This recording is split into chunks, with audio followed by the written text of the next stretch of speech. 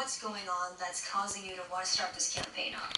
Well, sure. Super Bowl Caring has been going on for 35 plus years. Yeah. And the idea of supporting local food charities has been incredibly successful. The idea that you can mobilize groups around the area to help locally really is what is the cornerstone of Super Bowl Caring, to make sure that we can use that energy to ask really a very simple question. What if everybody watching the big game just gave $1 or one item to a local food charity? Right. Think about how many people are going to be watching on Sunday. Over 120 million in one day.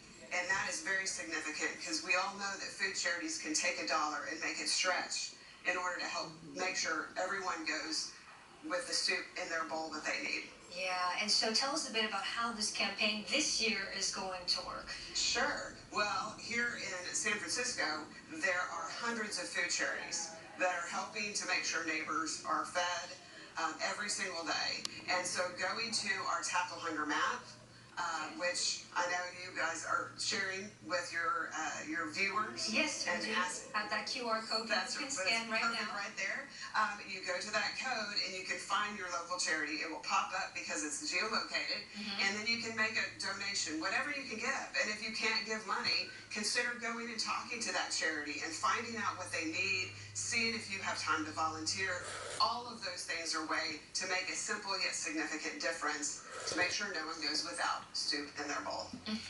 And tell us too, just how significant is the need here in the Bay Area, and has that changed over the years from your experience? Absolutely, it has. There is a significant increase in the number of folks who find themselves in food insecure situations, and a lot of them are not chronically food insecure. It's, there's just a struggle that takes place in a family, and we all have them. So we all can understand those kinds of situations take place. And if we don't have our food pantries and our food charities that are here locally, then we have no safety net.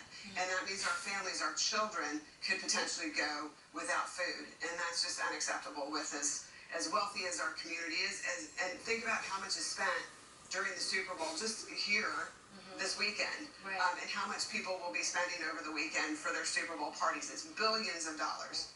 So if we can just spare a few dollars to help our food charity, that can make a really big difference, and it really makes a world of difference to them to have that support. Yeah, and Allison, I remember when Kron was working with your organization for our telethon over the holidays, I remember just taking a lot of calls from folks who would say, oh, well, I can only give $1.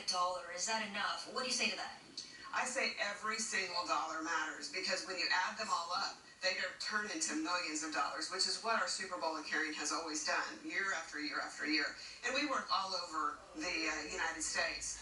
And so it's an opportunity for people to think a little bit beyond just, oh, well, at the holidays I'm going to give. Well, this is a time it's colder outside. People are in need all year round. So taking this opportunity to make a difference is very significant.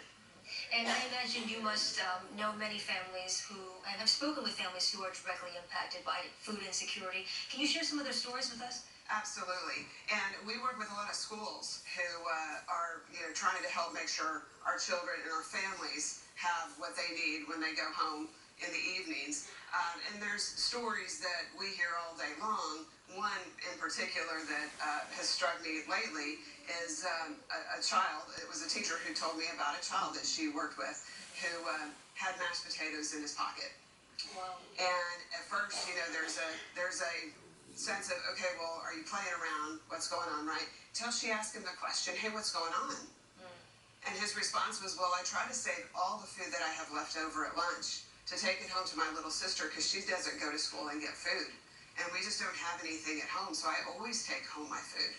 Wow. And it strikes you, because it's not just an isolated incident. In every county, in every city, no matter how wealthy you perceive it to be, there are people who are food insecure and who are struggling to take care of their bills. And we all do. So we all understand how significant that is.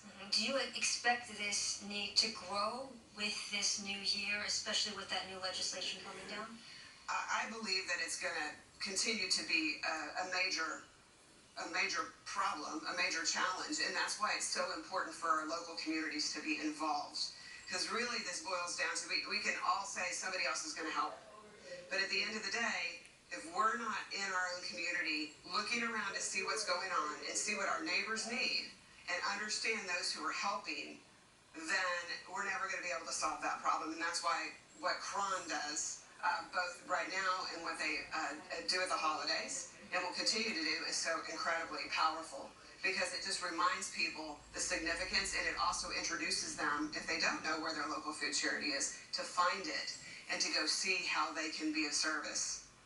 Well, Allison, thank you so much for joining us this morning, and it is a pleasure for Kron to be working with an organization like yours to really help address food insecurity for so many families in need here in the Bay Area, and we really appreciate your work. Well, we appreciate Kron's efforts as well.